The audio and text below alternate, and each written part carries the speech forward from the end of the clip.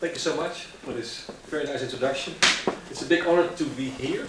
It's not that often that you meet a place where people also like to do philosophy and ethics within the context of designing new technologies. And I think that's one of the most simple things that we can do as ethicists, as philosophers. Try to understand how technologies are changing the world, what the normative dimensions of that are, and how we could actually engage in the design, the redesign of such artifacts. That's actually also what I would like to talk about today for you here. Ethics by design, not ethics of design, but ethics by design. Can we do ethics by design? Is there a normative significance in technologies, in things that we can try to understand and that we can try to evaluate, and maybe also we can try to design into a technology? Well, there are approaches that try to do things like that. Value-sensitive design maybe stands out most notably. An approach that aims to integrate ethical reflection in the design of new technologies with a sensitivity to the values that are at stake. A very inspiring approach that I hope to enrich here in my talk with ideas about moral mediation. The idea of technological mediation will be one of the central lines in my talk. Mediation theory is an approach that I'm working on myself, as was just told, and I'll try to elaborate that into the direction of ethics, ethical mediation, moral mediation, and to link that to value-sensitive design. Maybe we should just first start with very basic notions of this normative significance of technology. Maybe you're all somehow familiar with the nudge approach, Taylor and Sunstein. The basic idea is that the choices that we make are typically supported or guided by the technologies that we use, by the artifacts, the infrastructures that are somehow guiding our actions. A copying machine. If it's by default on single-sided copying, people make more single-sided copies than double-sided copies. This is not deep ethics, of course, but the idea is that technologies organize our behavior. So there is some kind of normativity, you could say, at stake when we use and design a technology. Or the, how do you call them, these turnstiles, I think. If you want to check into the subway or the train, of course there are norms in there. They organize our behavior. There's kind of normative significance in the technology that we use there. It can also be much more subtle and much more explicit. This is a mirror that was designed by a company that aims to help people to give up eating too much and to give up smoking. A persuasive mirror, that's actually not a mirror but an LCD screen with a camera, that's actually supposed to be in the waiting room of your medical doctor. So you can enter there, put your coat on the hook, you look into the mirror, and it will morph your face into what you will look like in 5 years' time if you do give up smoking and eating too much, if you don't. With, of course, as an idea that you will have such a big shock that you will stop smoking immediately. This is a technology that was explicitly designed for a moral impact, to have a moral implication in the lives of people. Maybe more invasively, RFID chips in the shoes of elderly people with Alzheimer's disease that have a large impact on how free they are to move in elderly homes, which of course can also improve their lives to a large extent, because they can now walk through the house, etc., but they cannot take the exit and go out on the street. But still, there are a lot of implications. How far can we go with steering, influencing the lives of people there? We do make moral choices when we design such technologies. Robots for kids with autism, in this case. Robots that are well able to interact with such kids that are designed to do so. I think you actually work on such robots here also. But of course there are also norms behind that. What is a good way of interacting with an autistic person? What is a good way to behave for a person with this kind of condition? If you program a robot to deal with people in a specific social group, of course there are norms that you implicitly follow and install when you do such things. There are also very basic examples, and then I turn to the value-sensitive design approach. It all started out, I think, a long time ago with people trying to start to get worried about privacy on the internet. So this is a long time ago. And of course the major issue already then was the placement of all kinds of cookies on your web browser. And with the idea that maybe we could design privacy into a web browser, as we all have now, and in such a way that people are notified that there will be placed a cookie and that you can also choose if you want that or do not want that. Just a few examples to show that there is this normative significance in technology. But then of course there's raises a question. How to understand that significance? Can we speak about technologies, about things, with ethical terms? Ethics is something human, right? It's something that humans do. And in order to do ethics, we need freedom, we need intentions. You cannot hold somebody accountable for something if there was no freedom, if there is no real intention. So how can we speak about things in ethical terms? This is one of the main challenges, I think, for philosophy of technology in general. How to understand the social role of technologies. How to understand a role in society, in a world of humans for non-human things. Typically we think along these lines, I think. We divide the world in two types of entities. You have the humans and you have the non-humans, the objects and the subjects in philosophical terms. Where the objects are dead, mute and silent, instruments for humans as it were, and the subjects are active, intentional, free, warm. Of course, this is an important distinction, and who would really want to do away with it? There is a difference between humans and things. And I think a lot of ethical discussions typically try to base themselves upon maybe a too sharp distinction. They try to build some kind of a wall between the two, to somehow protect humans against technologies, as it were. But if you look carefully at those pictures, you see there's a lot of technology in those humans over there, and there's a lot of humanity in the technologies over here. The humans wear something. One of them is watching a phone, I think, the man with the tie. How those people live their lives, of course, is embedded in a world of objects. And the objects over there anticipate the ways in which people can use them. So the boundaries are maybe thinner than we think. And that's actually what this theory of mediation tries to thematize. How to think the relations between humans and technology. Well, as I said, for ethics, this has a lot of implications. In engineering ethics, typically what you see is a focus on risks. A focus on the technologies on the one side of the room as it were entering the human sphere, and we should try to avoid that things go wrong. Whistleblowing is one of the central concepts, the central virtues, you could say, for engineering ethics. We should blow the whistle if something goes wrong. And of course we should. Who would want to deny that? But I think the relations between technology and society are much more intricate, much more complicated than just imposing risks on society. But this is exactly what value-sensitive design wants to do. With the idea that there are three stages in which we could investigate technologies in order to install ethics in those technologies. The conceptual stage, which values are at stake. A browser, cookies, the value of privacy, how can we understand that? How is it put at stake by the technology? And there's an empirical stage. You investigate how people deal with web browsers, how that value plays a role in their everyday lives. And then a technological stage. How can you redesign a web browser, for instance, by informing people about what's going on, to make sure that the value is somehow respected. Highly important, highly interesting, and also an attempt to bring ethics into technology and to understand how technology is in society. But there's one big issue, I think, that is underdeveloped here, and that's the idea that the values that play a role in our everyday lives are actually interacting with the technologies that we use. What privacy means for us has changed because of the technologies that interfere with it.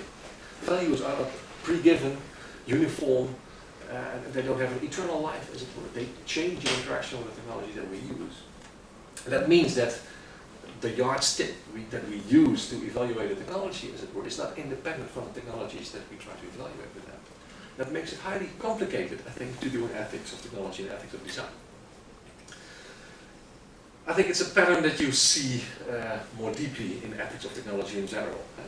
So the older approaches in philosophy of technology typically focus on ideas of alienation. Technologies enter society and they alienate people from who they really are. Jaspers and technology results in a world of mass production, where the work of the laborer actually alienates the laborer from the thing that he or she is making, where actually people are being reduced to their function in the big apparatus that society is becoming, and where there is no room for existential authenticity. Martin Heidegger had the world being reduced to a set of raw materials that we can work with. The only meaning is the meaning that things have for us. Also in applied ethics you see that it's about the impact of technology on society. It all builds upon the radical separation of humans and technologies. Well, what mediation thinking tries to do is to blur the boundaries, to show that there are a lot of complicated relations between the two. And I would like to explore, somewhere halfway in my talk, two types of implications of mediation theory for ethics. One is that as soon as technologies start to inform our perceptions of the world, the ways in which we behave, they also start to have an impact on our ethics, on the ethical quality of our behavior.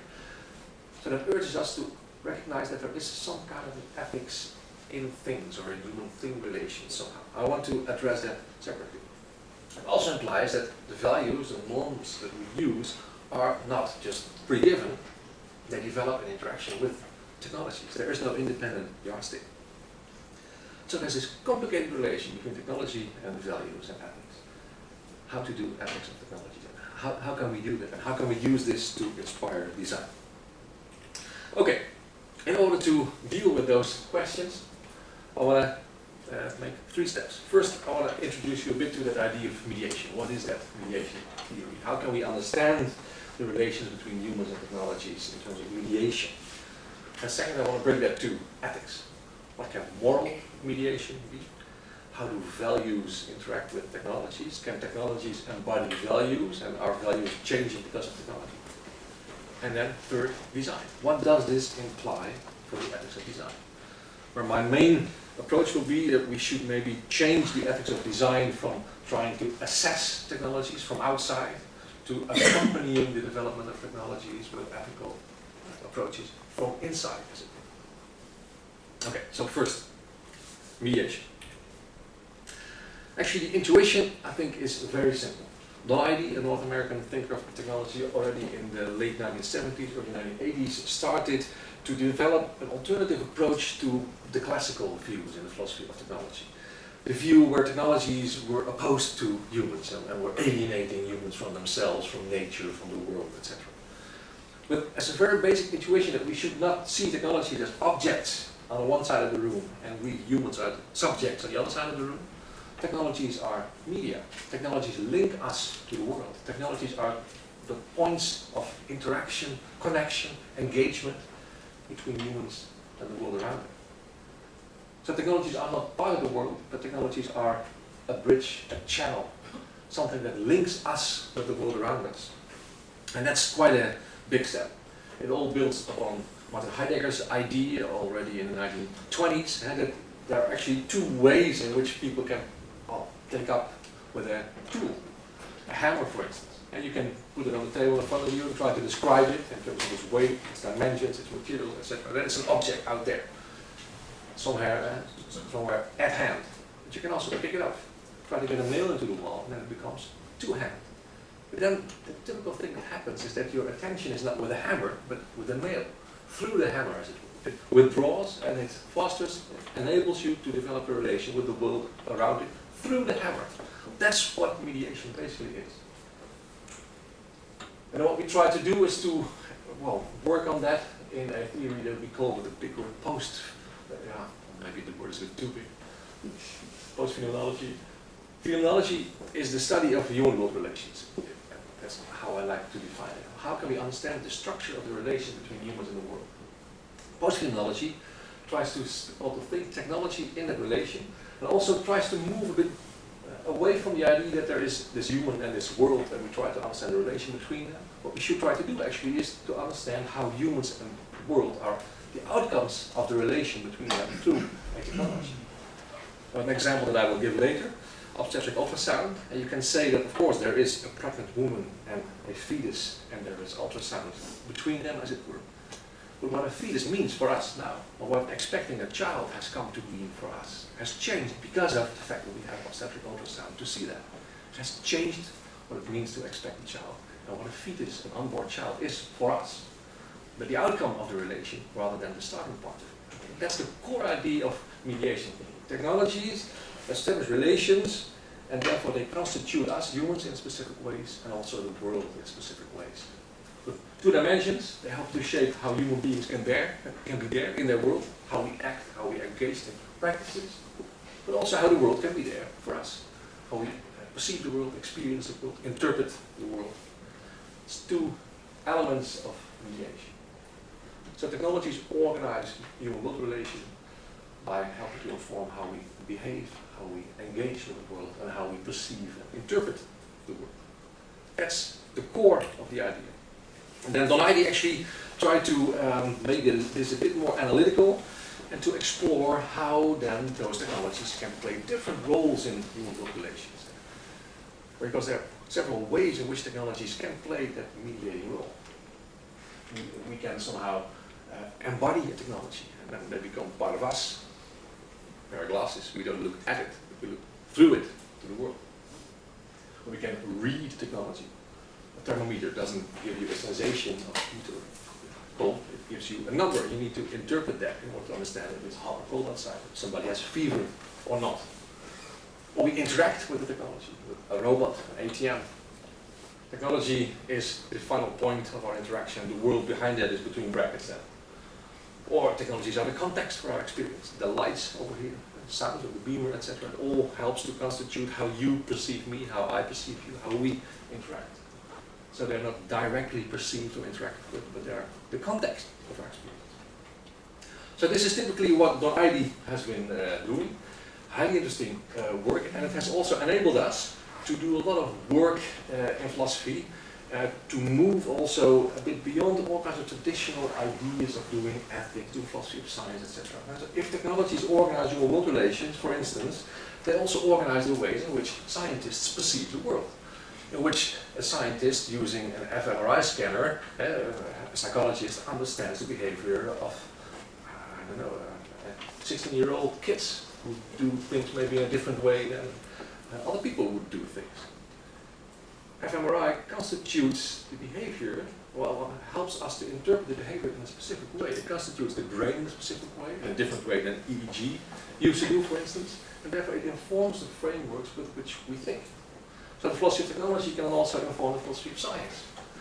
Science not being applied, well, science being applied technology rather than technology being applied science. So, the interesting thing, though, I think in our times, is that technologies have started to move beyond Donati's framework. In retrospect, maybe you could say that Donati was mainly focusing on technology that we use, that we can pick up, put away, and that's those four relations that I just discussed. But if you also look more carefully at the scheme, you can see that technology in the scheme moves ever further away from the human, from being embodied to being read, interacted with in the background. At the extremes, there is more. There is more intimacy between humans and technologies than embodied technology. An implant in a brain, that's a kind of a fusion that we have with technology. If people change their behavior, if psychiatric patients or patients with Parkinson's disease have this implant, then the personality changes a bit, the way in which they behave, perceive, change. You cannot say, oh, this is the part of the technology, that's the part of the human. They merge into kind of a unity. It's not using a technology anymore, it's a fusion. The mirror that I just spoke about is also different. We don't use that mirror, it also uses us, right? It's the context in which we are, it interacts with us, and we are somehow part of that whole environment. We're being immersed in that environment. Maybe even more intimate, and we can also work on ourselves with technologies. An example here from the university where I work in Twente, where people in nanotechnology are making labs on a chip, so tiny little laboratories at the form of a chip that can work with all kinds of fluids. Sperm is one of them. So they have developed a test with which man can test at home if they are still somehow fertile. A very cheap thing to do, but a sperm cell is a huge thing on the nanoscale, so they just they can count them one by one. But once they had that, they thought, oh, maybe we can do something else with that too. We can also separate the X and Y chromosomes. X is a bit longer, a bit heavier than Y, so you can send them left and the other right, and you can, well, separate sperm in the boys to be and the girls to be. So what would happen to humankind if the sex of our kids was something that we could choose rather than fate? But there's a different type of relation, and we can alter, well, part of the human condition, you could say. So it can go further. Another example, maybe a bit more invasive than the persuasive mirror, would be Google Glass, where we have this completely new relation to the world as an augmentation. It's a bifurcated relation, you could say. You embody glass, you look through glass at the world, but at the same time you have that little screen that gives you information about what is there to be seen. the names of the people you meet on the street, the latest post on Facebook or on Twitter. It's a bifurcated relation with a different kind of engagement with the world. So a lot of things happen. A lot of new technologies urge us to rethink the character of human-world relations, and therefore also the character of how we are constituted as subjects and how the world becomes meaningful for us. So new technologies always embody new humans, as it were, and a new world in which we live. Not because technologies are that world, but because they give us a new world, so to speak. So the theory that I'm working on now in a big project in Trinity is actually to try to bring this back to mainstream philosophy. Of course, philosophy of technology is an interesting thing to do, but I think if you try to think along those lines, you can also actually inform, well, the ways in which you could do philosophy. And with a sense of irony, I try to work in on the three main questions of Kant. And the three main questions for Kant in philosophy were, what can I know? What should I do? And what may I hope for? Epistemology, knowledge, ethics, morality in a sense, and metaphysics. But what we do is investigate how technologies, by organizing human world relations, help scientists to interpret the world and to develop knowledge, help human beings to form moral engagements with the world, informing their ethics. Or how they also change all kinds of religious, ideas, views, etc. Where technology is not opposed to religion as exerting power over against an openness or something, where the idea of transcendence is always also technologically mediated. The boundaries between what we can understand and what we can make change all the time because of the technologies that we use. What we also do is that we want to move away a bit from that idea that we should only study the mediations of technologies. Of course, I wrote that book, What Things Do. I wanted to push technology, thinking about technology more towards things, but maybe we lost the humans a bit too much in that process. So we should regain the human, as it were, try to study how people appropriate those mediations. And of course, those mediations do not just simply arrive at the humans without any further thing to do. We have to make sense of that. So we try to study that also empirically with a form of, we could say, empirical philosophy. So using ethnographic methods, conversation analysis even, to investigate how people make sense of those mediations. I will give an example of that later regarding Google Glass. Okay, so that's mediation theory. Technologies mediate world relations. There are all kinds of ways in which technologies play a role in those relations. And we should see the relations not as a relation between a pre-given human and a pre-given world, but what we are as humans, what the world means for us, is the outcome of the mediation. So, this wasn't talk about ethics, so what does this have to do with ethics? So let's move to moral mediation. What does this have to do then with values? And it's a bit the second line of what I just described in the research work that we are currently doing in Trinity about mediation theory. Basically, I think a lot of ethical engagement with technology also comes down to worries about that first picture that I gave you. Subjects and objects, humans and technologies, and the blurring boundaries between the two. And the interesting thing is that actually the oldest words we have in our culture, the ancient Greek words for hybrids and hybrids, for mixtures going too far, are the same. They have the same root. Apparently they had the idea already that if we blur boundaries, there is something at stake, of course, and that's where ethics should start, should take place. And of course, we've seen a lot of ethical worries, and we still see them, and I also think rightly so, about technology. And the question is, how can we deal with those worries in a good way? And maybe the first big wave of technology, the Industrial Revolution, is one of the things that stands out. Untitled Chapter in Modern Times, the movie, is of course, has become an icon for the ethical worries about technology. And the idea that technology can turn itself against us. We thought we had developed the perfect slaves in factories. The machines do all the work that humans used to have to do. And in the end, we ended up being the slaves of the machine. The machines cannot do everything. We have to fill them to do maintenance. And of course, the speed goes up and up and up because they're very expensive and people want to make money with them. So people can hardly keep up with the pace of the machine. And we end up being cogs in the machines. And the world itself becomes an apparatus where we humans only have a function. Jasper's diagnosis that I started with. What I hope is to get away from this picture, not because I want to get away from the engagement and the worries behind it. I think those are really very important. But typically, pictures like this leave us powerless. They leave us with the idea that we should try to stop technology or something, that we should pull the emergency brake. But the brake is not somehow linked to any machine. There is no way to stop it, right? The best way is maybe to give it a direction, to try to engage with it rather than only to stand at a distance and to feel good that you see that it's all wrong. But failing to engage with making the world a better place. And maybe a good way to start doing this is to show that actually it's also kind of a false opposition, to say that there is humans and technologies and the ethics is in the humans and the technologies are in fact actually neutral and we need to use them in a responsible way. There is a lot of ethics in technology. I opened with some examples already. Let me give you a few more to illustrate that it is possible, I think, to think in ethical terms about you, in ethical terms about things. Without giving up the idea that ethics is also something that humans are maybe better in than things are. So for instance, norms. You all know this little device, coin lock that you meet every day in the supermarket. If you go to the supermarket, of course that embodies a norm. You should put the thing back at the place where you got it rather than leaving it at the parking lot. Norms can be in our minds, but they can also be installed through things. Like a speed bump makes sure that you make sure you slow down near school, or like a turnstile makes sure that you buy a ticket for the subway, as I showed you. It can be norms in things.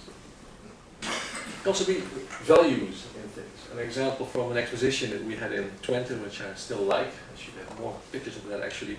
I think 15 years ago we had an exposition about sexist design. Design that stereotypes men and women, mostly women. This is an example, a Dutch example. I thought that should be modeled. Actually, Philips seems to be very good at sexist design. A lady shave, I don't know what they look like now. This is an old model. If you bought such a thing and it stopped functioning, there was no way to repair it. You cannot open it. There's no screw, nothing. It's sealed. It's melted as it were. You have to throw it away, buy a new one. Women apparently were not supposed to be interested in, maybe even capable of, opening the devices. If you're a man, you've got this exploded view, that would explain how it was constructed. You've got a little toolbox with a screwdriver and a brush to do some maintenance. And a completely different idea about masculinity and femininity behind the design of technology. Values can be embodied in things. Okay. Can go further. A completely different example. Henri Moll, a rather well-known Dutch thinker, anthropologist and philosopher, once gave a talk at Twente University. I think it was even a talk with which she accepted to become, to get a chair there a long time ago. She works in Amsterdam now. And the talk was about the pill, the birth control pill, and the liberation of women, the emancipation of, well, not of women, the movement of liberation. So everybody thought this is going to be boring. We know that story. The pill has done a lot for the liberation of women. And since the introduction of the pill, the number of kids the average woman went down from 3.3 to 1.6. The age at which they got kids went down from 22 to 30. All those numbers, people know that. But the talk was about the liberation of homosexuals. A completely different type of liberation, of which everybody thought, of course, what does the pill have to do with the lives of homosexuals? They don't need the pill, right? Interestingly, she showed how ethical discussions about homosexuality changed radically after the introduction of the pill. And how did that work? She nicely showed that, of course, the pill, for the first time in human history, made possible a separation between sex and reproduction. And that was implicitly the background to be against homosexuality. Because having sex with somebody of the same sex could never give you a child, and sex was supposed to be there to get children. But since we have this device, we separate the two. We use the pill because we like to have sex, and if we want to have a child, we stop taking the pill. So apparently, without anybody having this, having wanted this explicitly, our ideas about homosexuality have changed because of the introduction of the pill. I found that really interesting. That our ethical ideas are just not independent, values are not just somehow eternal in the world of the ideas or something. They develop in interaction with technology. We have come to think differently about homosexuality because of the birth control pill. Unexpected thing. That's interesting. So how should we understand that then? And so there can be norms and things, there can be values and things. Ethical frameworks can develop in interaction with technologies. So I think there are two ways to approach this. One is to think about moral mediation. So how can we think about technologies as moral mediators? How can we think morality in things? And the second is, how can we think things in morality? How can we see how moral frameworks and values develop in interaction with technologies? So I will try to say something about those two things separately. First, the moral mediation part. So an example that I've been working on a lot, which also plays a big role in the book Moralizing Technology, is ultrasound. I find it, well, that's of course also because I had some experience with it myself when we got our first child. It started to make me think about what it did to us to see our child on a screen. And actually with every child, with the 4, there were new technologies, new ways in which you could use this technology, new ways actually to interpret your unborn child and your own responsibilities for the child. Because it has become, well, the first picture in the baby album, right? This is a very old scan, so they look much better now. And this, people perceive it as just the first snapshot of your child. But of course, it does much more. If you try to imagine a situation before we had obstetric ultrasound. So you just had an obstetrician or a gynecologist and a pregnant woman, and she was a unity with the child, and he or she had to ask her about what she felt, feel through her belly, what the condition of the baby was, hear through her belly the heart tones of the baby. Mother and child were a unity. Suddenly, child now appears on the screen. Mother has become the environment for the fetus, so to speak. And in the early days of ultrasound, women could not even see what was there to be seen on the screen. It was the father and the obstetrician looking at the screen, and the mother was really just laying on an examination table. So there are a lot of things happening there. What you can see is, well, first, as I said, ultrasound somehow isolates the fetus from the female body, and it gives the fetus therefore also a new ontological status with a big word. It becomes an independently living entity. As you see here, it almost looks like a baby, right? This is kind of 10 weeks, I think, so it has the size of a chicken egg. And the interaction between mother and fetus changes, right? Second thing is, of course, if you look here, it's a bad picture. You see two indicators there to indicate the thickness of the nape in the neck of the fetus, which is an indication for Down syndrome. So it also medicalizes the fetus. Therefore, it changes the unborn child for us into a possible patient.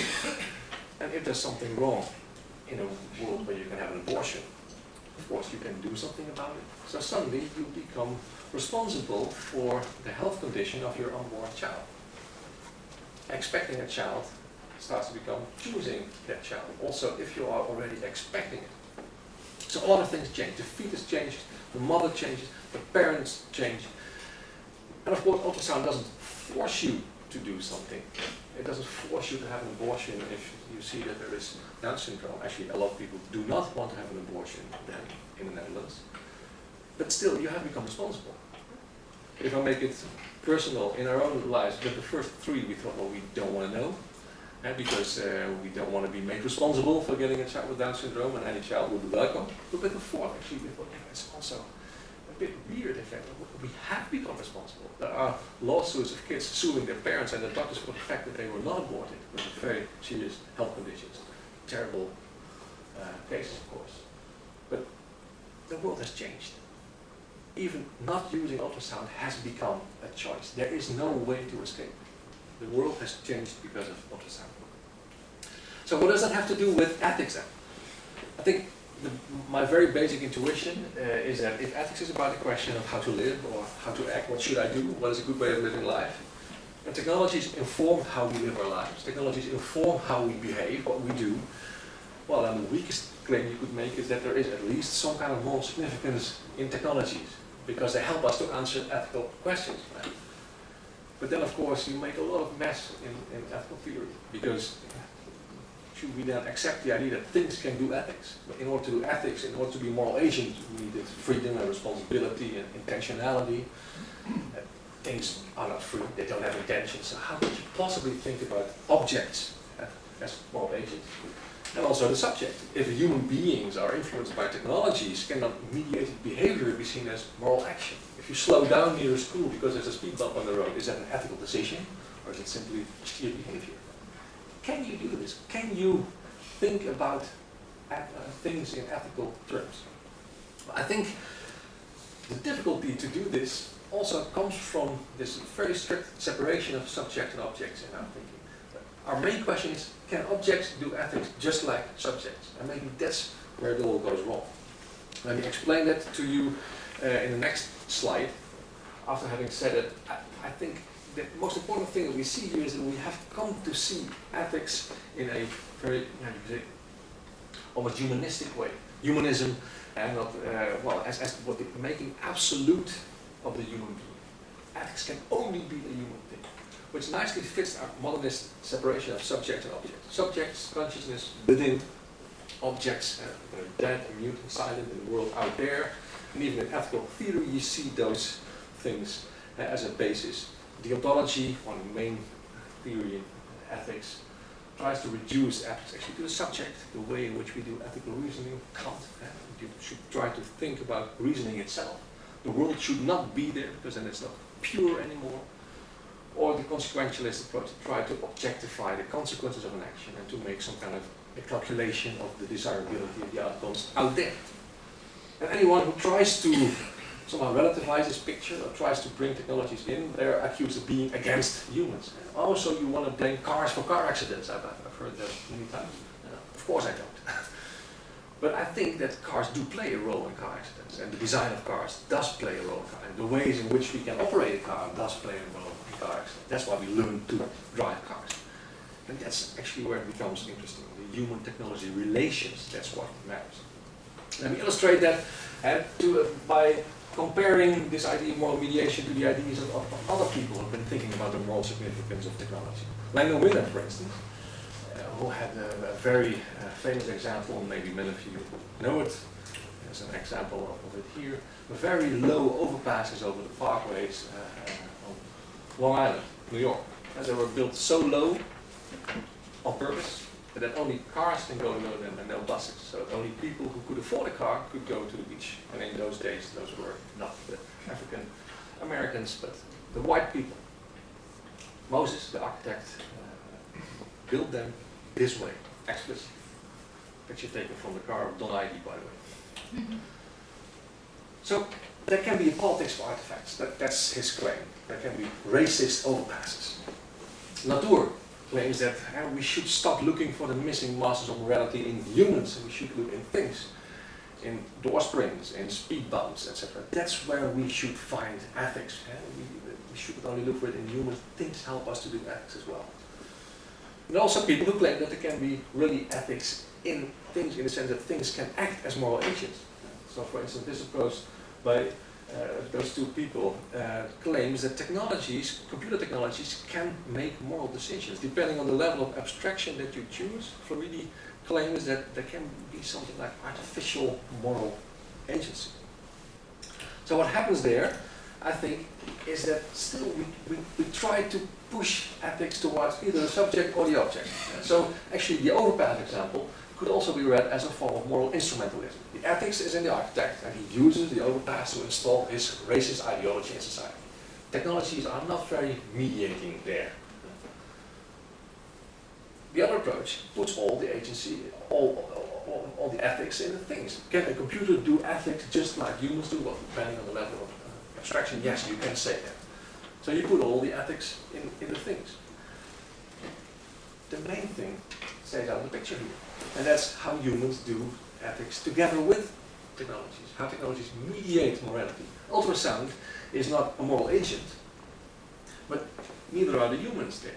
It's the human-technology relations that somehow result in a specific form of moral agency. Moral agency is the outcome of mediation, I would say. So it all goes wrong when we try to separate the two. We should link them. So no, I don't think we should blame cars for car accidents. Well, actually, I don't think we should blame humans only either.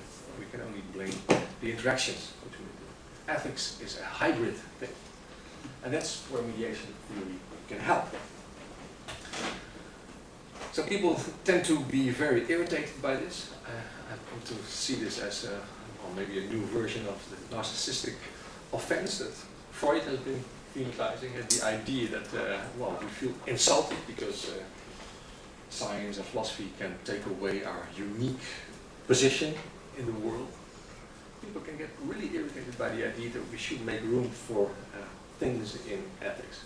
But I think that it's possible actually also to reread the main concepts with which we do ethics, also in a hybrid way. If we need intentionality to do ethics, if we need intentions, intentionality is also a phenomenological word trying to make visible how humans are directed at the world around us, and how technologies can actually then also mediate it being directed, and technologies direct our actions also. So, intendere, give direction. The word itself makes room for things. Autonomy, the same thing. If you see autonomy as the absence of any impact on your behavior, then that's a dream. Of course, there is always impact.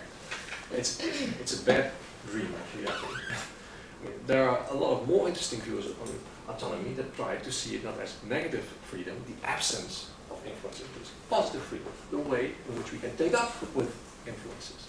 And therefore, a speed bump doesn't need to take away your normative agency. And agency is in the way in which you take up with the influences that are being exerted on you. So we don't outsource the responsibility to a technology, our responsibility becomes bigger, because we are also become responsible for how we design technologies.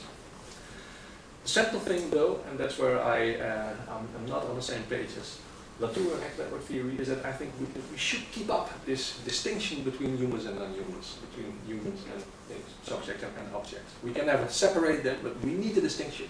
A full symmetry that tries to do away with the distinction can never understand, I think, the perspective from within. So how humans experience the world through technology, how technology help to organize our interpretational framework and inspire our actions, our engagement with the world. If it's just interacting entities that exert power on each other, then you miss the hermeneutic part, the way in which things become meaningful and which technologies inform actually our actions and our engagement. If you do it like this, I think there can be room for things in ethics. But it has an important consequence. Our morality then also becomes mediated. Our normative frameworks, our value frameworks. For instance, the value of privacy, a value that has a central role in the work that's being done here. The interesting thing is, if you look at historical analyses of how cities came into being, you see basically the same worries that we see now about the internet, but then, for instance, about the introduction of streetlights. Bush, a very interesting historian of technology, wrote this very nice historical analysis where you see that the introduction of streetlights suddenly made a part of life public that used to be somewhat private. At night, in the dark, you could do things that other people were not supposed to see. And apparently that was needed. Apparently life was organized somehow around that, and that was, well, people felt that that was a good thing. And suddenly that was taken away. So people had to reorganize. And of course they found ways to do those things in other places at other times, I don't know. But the interesting thing is that how the notion and the values with which people worked, they changed in interaction with technologies that were there. What privacy meant for them suddenly became meaningful because of those new technologies. And that's what we see now as well. And I think in a time that we are really worried about our own sense of privacy, you see a lot of technology that also invite us to give it up. If you travel a lot by public transport, as I do, maybe some of you do too, you will somehow recognize that you sometimes hear people making very intimate phone calls, telling all details about their private lives, because of the simple fact, well, this is a mediation, right? So the technology that they use, the phone, makes the person that they are interacting with feel closer than me sitting physically next to those people, right? So apparently the boundaries between the public and private are, well, mediated by technologies as well, and the values we attach to that also. I find that interesting. And well, that's of course an interesting way also to investigate for new technologies. Google Glass can be addressed with a pre-given notion of privacy, because people can film you on the street and they can recognize your face and see what you posted on Twitter just by looking you in the eyes, as it were. And of course, that is a worry that I have too, right? So I don't want to deny that it is something that we should worry about. But the interesting question is, how will our value itself, the value of privacy itself, public space, private space, how will those values interact with the technology? How will they change? How will they develop? So what we try to do in Twente now, in the project that I'm doing, is also to study this empirically. So Google Glass, of course, is not there yet. Actually, this version will not even be there anymore. It was cancelled. There will no doubt be another version. But actually what Google did quite nicely, I think, maybe it was also a marketing strategy, I don't know, but they enabled people to buy a test version of Glass. People could then become an explorer, and they could report about that. They should also have a good story about what they want to do with the test version of it, and of course that made sure that they got a lot of publicity. Everybody knows about Google Glass, and I think they only made a few thousand of them. There were online fora to discuss Glass, and actually what we did, a PhD student of mine, has been investigating what people did there from that idea of moral mediation. The idea that we should not think from this pre-given value of privacy, which we could then build into a technology, but more try to see how people articulate that value in a new way when they discuss Google Glass. So what does privacy mean for them in this context? So that it's not a pre-given value, but you can try to see how the value actually takes shape. And of course this is a unique possibility, because the technology is not really there yet, but still it's already a bit there. And it's at the threshold, as it were, of being introduced in society, and then you can study how a value actually is technologically mediated. And where you see that people are really worried. I'm sorry, those who pull these kind of stunts would more than likely get their snap box busted by someone who isn't cool with it.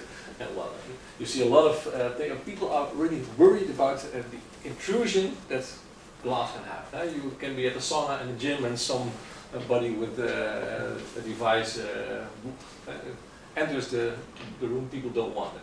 They don't want any glass holes, as they call it. That's the word Google introduced to indicate somebody who is not nice with Google Glass.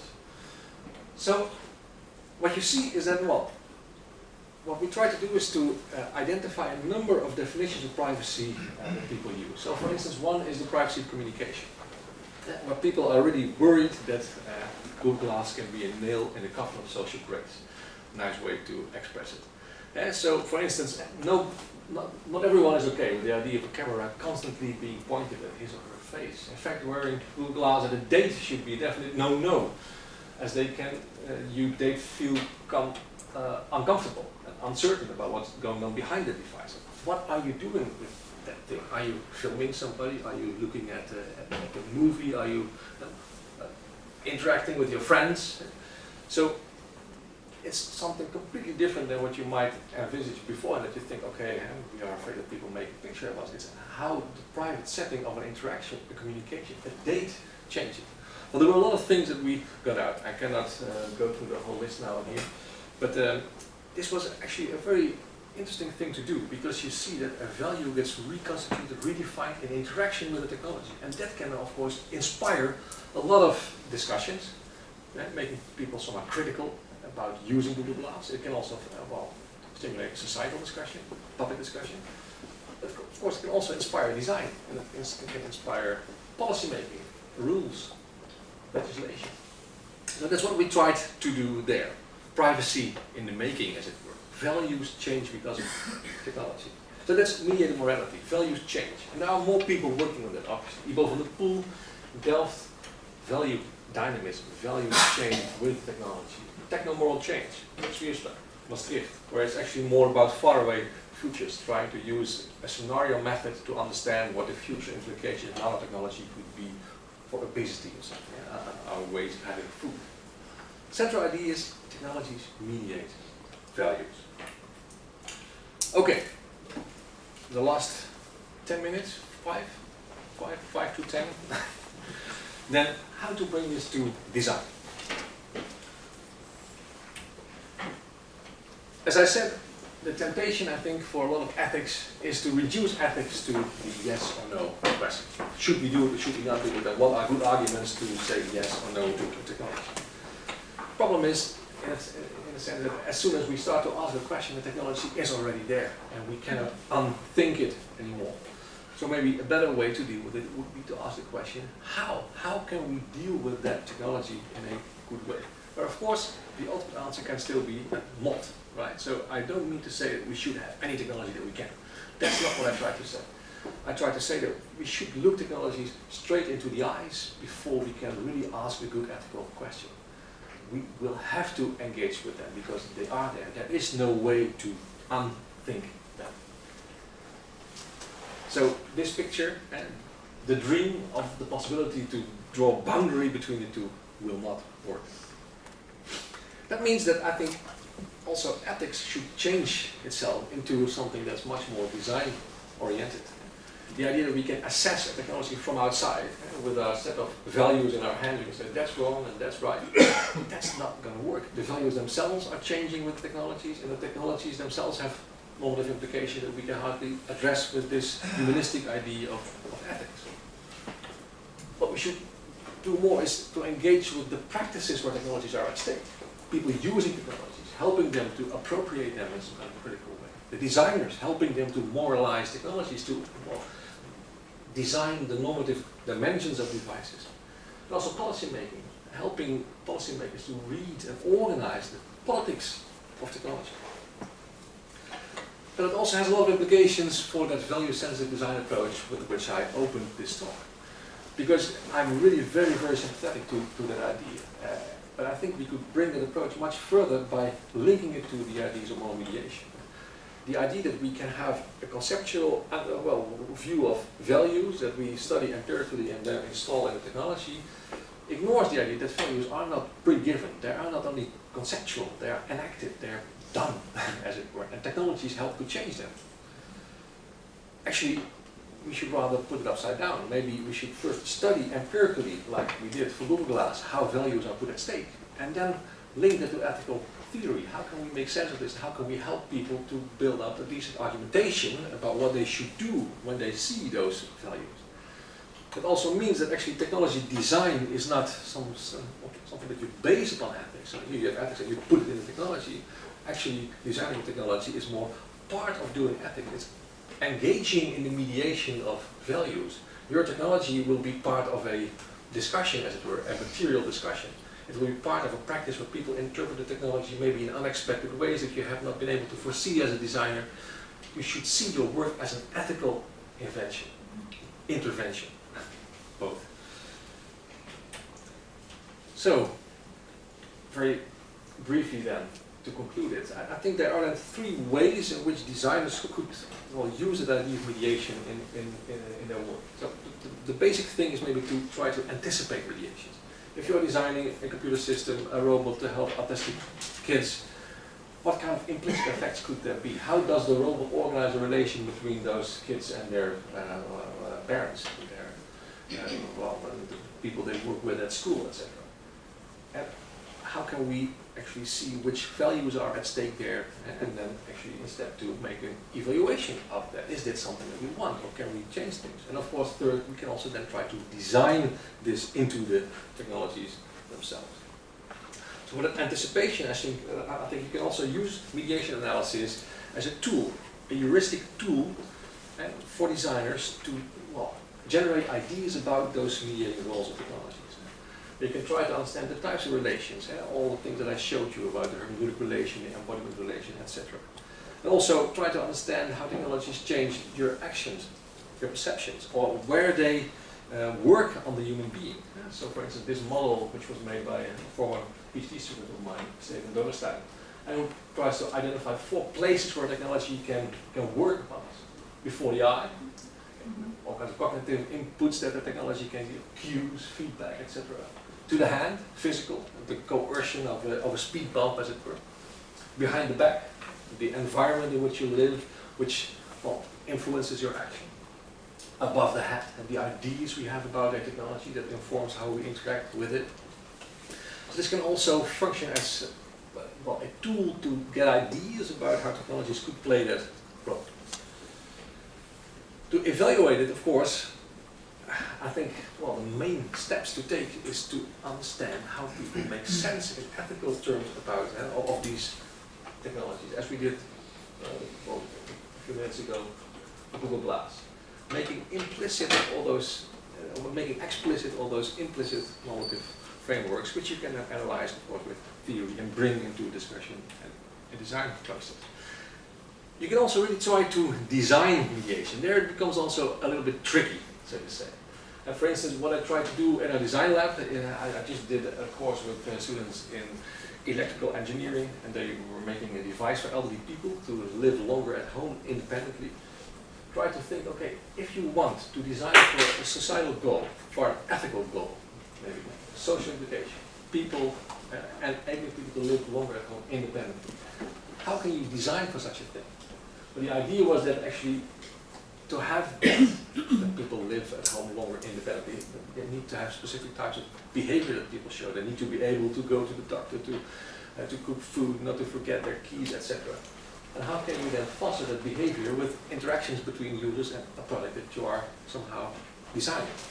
So the individual concerns linked to the concerns at a societal level through the behavior of people that you can influence with the technology, and that has social implications. So we identified in this paper that I mentioned a lot of strategies that you can have, because there are also all kinds of types of influences that you can exert upon humans. And of course, exerting influence is already a very ethical, normative thing. Most people associate it immediately with coercion, forcing people to change their behavior. Actually, that's only one of the four that we distinguished in that paper. And if you have two axes to think, it's strong and weak influences, and hidden and visible influences. And the strong and the visible, that's the coercion. But there's also a form of persuasion, a form of seduction. So there are many ways in which you can influence people. So we try to identify in that paper a number of strategies that designers can use. I'll not go through them all, but it's making things painful, shameful, conditioning the behavior of people, persuading people, suggesting specific action, overwhelming people with all kinds of options to act, touching people and their emotions, or programming people, facilitating the behavior of people, or restricting other forms of behavior. It all sounds maybe a bit scary, all those power that the designer can take to influence people. So I think this is what you get if you try to look technology straight into the eyes. Technologies have those implications. What we should do is to have a good ethical way to look at such impacts. So for me, for instance, it's inspiring to use this framework by Berdichevsky and Neuschwander in 1999 about persuasive technology, where they think about persuading people with information technology, with as a point of application the motivation of the designer, the methods of persuasion used by the technology, and then the outcomes of the persuasion and the behavior of the people. You can of course link that to mediation. And the intended influences, are they acceptable? The types of influences, are they somewhat proportional? And the mediations that come out of it, is the quality of those mediations acceptable? So if you do that, then you can think in new ways about redesigning a technology. For instance, redesigning Google Glass, and where it all comes down to understanding where the mediations are, the bifurcated relation that mediates the engagement of people, the asymmetry between people using it and people not using it, leading to forms of glass holes. And then try to understand how do values change, how does our attention change, the value of human privacy, the public sphere, private sphere. And then see how we can use that to equip users, to equip designers, and to equip people who make policy.